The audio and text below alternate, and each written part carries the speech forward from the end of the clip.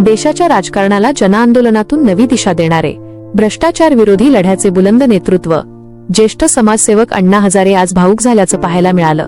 निमित्त होतं विश्व हिंदू परिषदेचे जिल्हाध्यक्ष प्रशांत काळे पाटील यांनी घेतलेल्या सदिच्छा भेटीचं. राळेगणसिद्धीमध्येही भेट झाली, पण चर्चेचा ओघ मात्र जुन्या आठवणींकडे वळला आणि अण्णांचे डोळे पाणावले. राळेगणसिद्धीच्या यादवबाबा मंदिरात अण्णांशी गप्पा रंगल्या होत्या. यावेळी अण्णांना आठवण झाली ती त्यांच्या आंबेगाव तालुक्यातील जुन्या शिलेदारांची.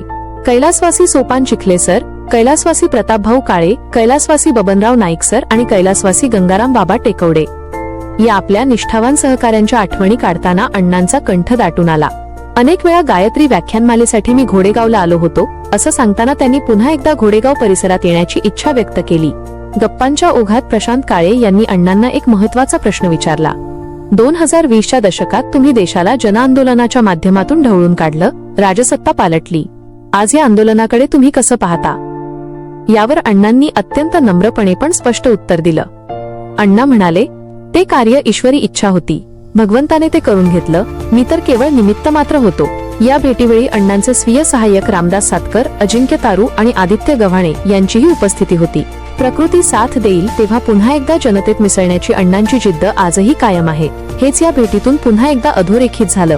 पण तुम्ही आमच्या आयडॉल आहात आज पण. अख्खा देश हरवला तुम्ही.